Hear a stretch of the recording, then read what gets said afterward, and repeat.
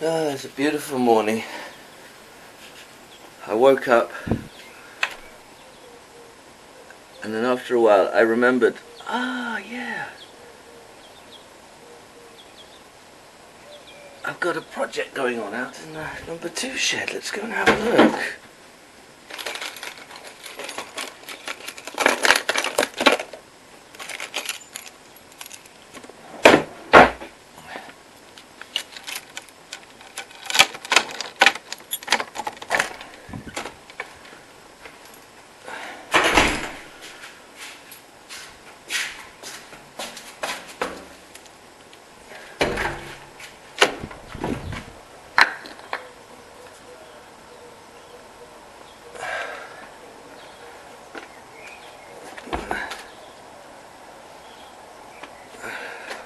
Well, everything would have got quite wet during the night.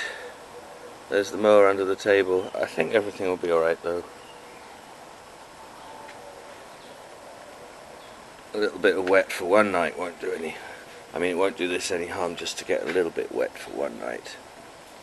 And here in the shed, cardboard of course has to be inside. And here we have the so-called painting. Now I tried to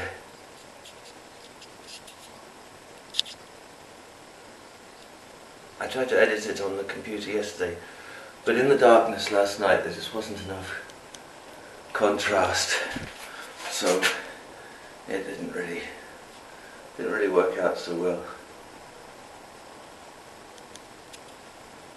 The problem is with very low contrast images on the computer is that when you increase the contrast, what you do really is you just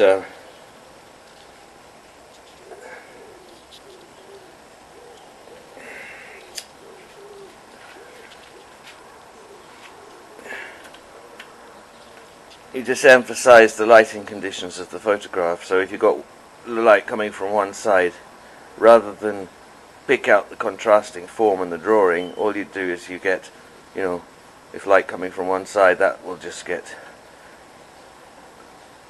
very light and the other side will get very dark.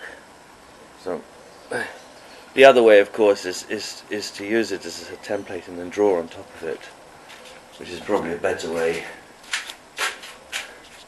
But then, of course, it's always like that with technology. The technology is a stimulant, like sex or anger, stimulates you into the activity. But if you think that it actually facilitates anything, that's mistaken. Actually, what it does is it gets in the way, just like the anger and the emotion.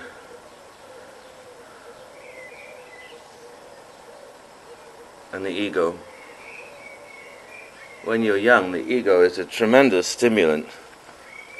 I remember looking at paintings by Van Gogh or Matisse or even Picasso, who was very technically gifted as a young man, and thinking, I can do that. And then if there was some sort of question, then the ego would kick in, and, the arrogance and the grandiosity, and I'd want to show people, I want to prove them wrong. I've had this about money too, I'm afraid.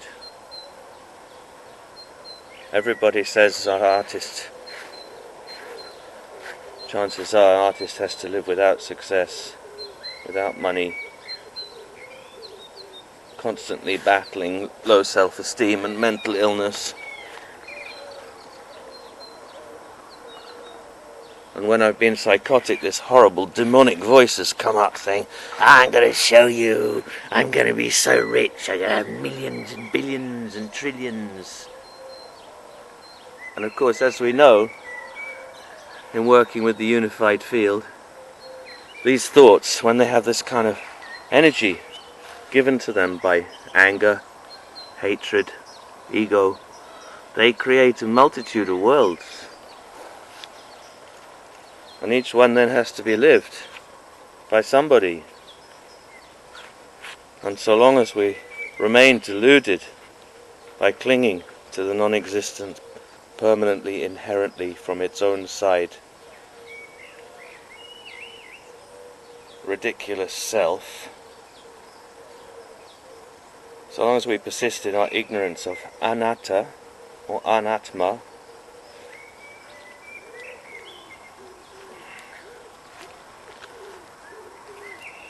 we have to keep living these worlds, these cycles of samsaric suffering, forever.